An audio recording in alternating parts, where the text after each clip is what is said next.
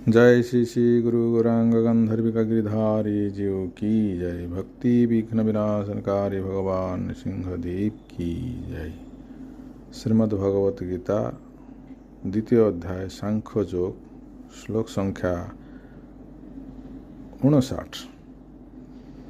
विषया विनिवर्तन्ते निराहारस्य देहिनः रसवर्जं रसोऽप्यस्य परं दृष्ट्वा निवर्तते। इंद्रियर द्वारा विषय ग्रहणे असमर्थ देहाभिमानी अज्ञ व्यक्तिर विषय सकल निवृत्त হয়, কিন্তু তাহাতে রস বা রাগ বর্জন হয় না, অর্থাৎ বিষয় অভিলাষ নিবৃত হয় না। অথচ স্থিতপ্রজ্ঞ ব্যক্তির পরমাত্মাকে দর্শন করিয়া বিষয় অনুরাগ স্বতঃ নিবৃত হইয়া থাকে। এখানে বলা হলো কি না, ইন্দ্রিয় দ্বারা বিষয় গ্রহণে অসমর্থ দেহাভিমানী অজ্ঞ ব্যক্তির বিষয় সকল নিবৃত হয়। বিষয় কাকে বলে? ইন্দ্র গ্রাহ্য পদার্থ হচ্ছে বিষয়, ভোগ্য বস্তু হচ্ছে বিষয়, সম্পত্তি সমস্তকে বলা হয় বিষয়। এখানে বলছে ইন্দ্রিয় দ্বারা বিষয় গ্রহণে অসমর্থ দেহাভিমানী অজ্ঞ ব্যক্তির বিষয় সকল নিবৃত হয়। যেরকম বলা হয়েছে এখানে নিরাহারস্য দেহিনঃ। নিরাহারী বলতে আমরা জানি নিরাহারী রোগ ভয়ে ভোজনাদি করে না, তার শরীরে রোগ আছে, সে খায় না, তা মানে তার বিষয়ে চলে গেছে তা নয়, তার বিষয়ের প্রতি অনুরাগ আসক্তি কখন যায় না, ভিতরে থাকে। একজন উপবাস করেছে, তার কি হয়? সে বিষয় গ্রহণ করে না, তাই বলে তাকে স্থিতপ্রজ্ঞ বলা যাবে না। কারণ অপ্রাপ্ততা হেতু বা অসমর্থতা হেতু বাহ্যে বিষয় ভোগ ত্যাগ, দেহাভিমান আছে, বিষয় ভোগ বিলাস তার আছে, তার অন্তর থেকে কিন্তু বিষয় নিবৃত্তি হচ্ছে না। যেরকম রোগী ব্যক্তি রোগ বিমুক্ত হলে উপবাস ব্যক্তি উপবাস অন্তে পুনরায় ভোগ করে। সেই জন্য ভগবান এখানে অর্জুনকে বলছেন,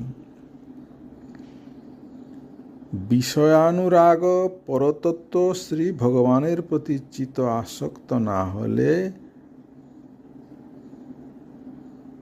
দূরীভূত হয় না। তাই এখানে শেষে বলছেন পরম দৃष्ट्वा নিবর্ততে। যে স্থিতপ্রজ্ঞ ব্যক্তি পরমাত্মাকে দর্শন করিয়া বিষয় অনুরাগ স্বতঃ নিবৃত হইয়া থাকে। স্থিতপ্রজ্ঞ না হলে ইন্দ্রিয়ের দ্বারা বিষয় নিবৃত্তি করা যায় না। যেরকম অষ্টাঙ্গ যোগে যম, নিয়ম, আসন, প্রাণায়াম প্রত্যাহার দ্বারা বিষয় নিবৃত্তির অভ্যাস করা যায়, কিন্তু বিষয় নিবৃত হয় না। যেরকম ভগবানে সমর্পণ করলে, ভক্তিযোগ আচরণ করলে বিষয় নিবৃত্তি হয়, সেই রকম অন্য কোনো কিছুর দ্বারা বিষয় নিবৃত্তি সম্ভব নয়। তাই ভগবান শ্রীকৃষ্ণ এখানে অর্জুনকে বলছেন, ইন্দ্রিয়ের দ্বারা বিষয় গ্রহণে অসমর্থ দেহ অভিমানী অজ্ঞ ব্যক্তির বিষয় সকলকে নিবৃত হয়, কিন্তু তাহাতে রস বা রাগ বর্জন হয় না, বিষয় অভিলাষ নিবৃত হয় না। তাই জন্য স্থিতপ্রজ্ঞের কথা এখানে বলছেন। পরবর্তী শ্লোক 60 নম্বর। যতোপি কৌন্তেয় পুরুষস্য বিপশ্চিতঃ ইন্দ্রিয়াণি প্রমাথিনী হরন্তি প্রসভং মনঃ। হে কৌন্তেয়, আরোহ পথে যত্নশীল বিবেকী পুরুষেরও ক্ষোভকারী ইন্দ্রিয় সকল তাহার মনকে বলপূর্বক বিষয়ে আকর্ষণ করে। আমরা জানি আরোহ পন্থা আছে, অবরোহ পন্থা আছে। আরোহ পন্থা নিজের জ্ঞান বুদ্ধির দ্বারা ভগবানকে পেয়ে যাব, তাই এখানে বলা হয়েছে অবরোহ পন্থার দ্বারা ভগবত প্রাপ্তি হবে। অবরোহ পন্থা মানে গুরু শিষ্য পরম্পরার মাধ্যমে শাস্ত্রবাণী অনুশীলন করে তাকে হৃদয়ঙ্গম করলে, ভগবানের শরণাগতি হলে, ভক্তিকে আশ্রয় করলে কি হবে?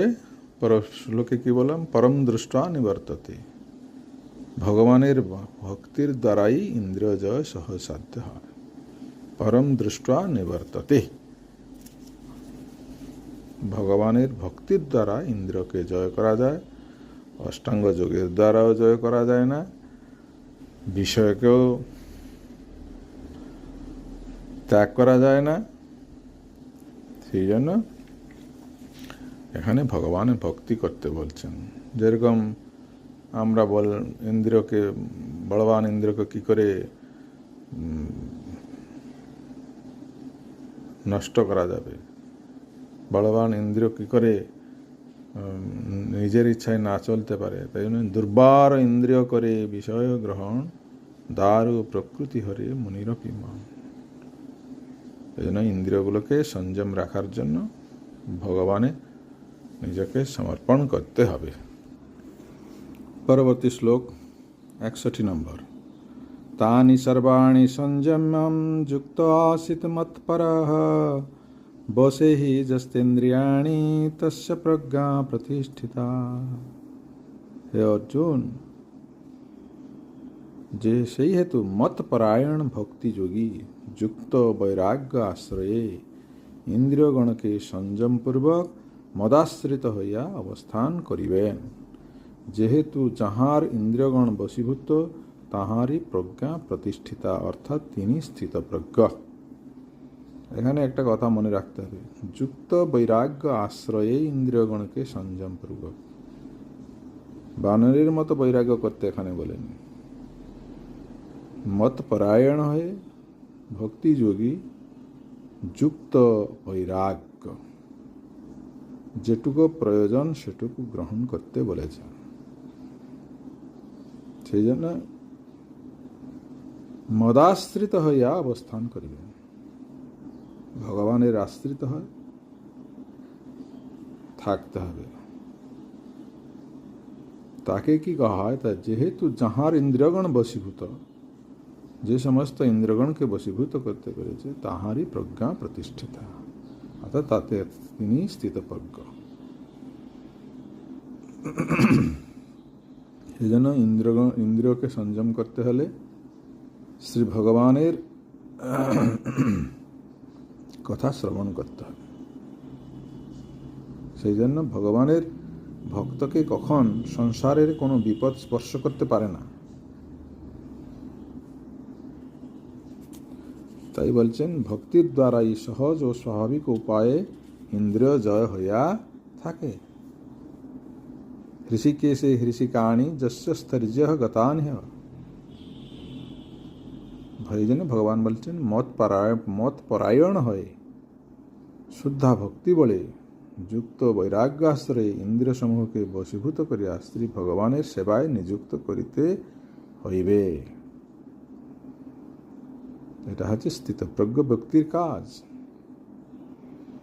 একথা ভগবান এখানে অর্জুনকে বারবার মনে করে দিয়েছেন। আমাদের জগৎজীবকে কি শিক্ষা দিয়েছেন? যে আমাদের ইন্দ্রিয়গুলোকে ভগবানের সেবায় নিযুক্ত করতে হবে। আরোহ পন্থার দ্বারা ভগবানের কাছে পৌঁছানো যাবে না, অবরোহ পন্থার মাধ্যমে ভগবানের কাছে যাওয়া যাবে। সেই জন্য ভক্তি আশ্রয় করতে হবে। বাঞ্ছাকল্পতরুভ্যশ্চ কৃপা সিন্ধুভ্যশ্চ পতিতানাং পাবনেভ্যো বৈষ্ণবেভ্যো নমো নমঃ।